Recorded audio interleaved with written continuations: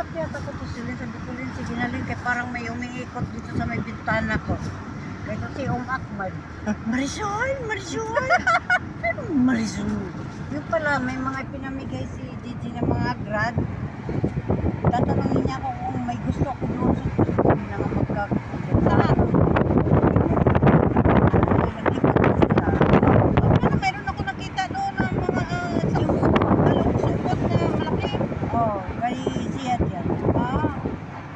Yung sofa naman yan, galing mo yung kay Gigi. Dalawang sofa yan eh. Kinuha talaga kay Ziad.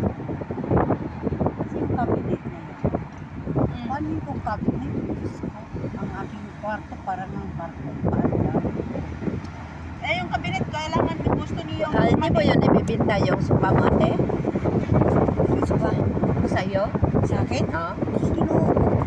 Ilang buwan Ate, na. baka may gasa ni Gigi. Nagtaon nga na nasermonan ako kay binigay ko lang ang 2-seater na yun. Meron yun. Kasi yung kaibigan ko, naghahanap siya ng sopa.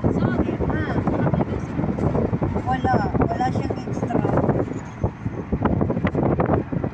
Kami, naubos ng mga gas namin. Walang extra namin. Hindi naman Tubig na lang ang problema ko. Tatanggalin ko yung mga papapit sa kanila. Hindi mo kayang tanggalin yun. Kami, isang kontador na tatlo kami. Hindi, mga dadaya nila eh.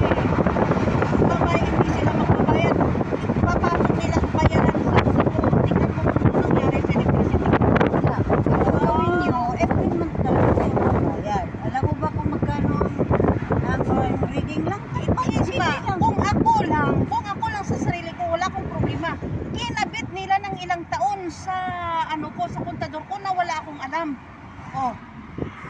Nung lumaki na, pinabayaan ko na dahil sabi ko, hindi na Sinadya akin yun ng may-ari ang naggaya nyo kay, di ba, sa may-ari naman kayo nabayan.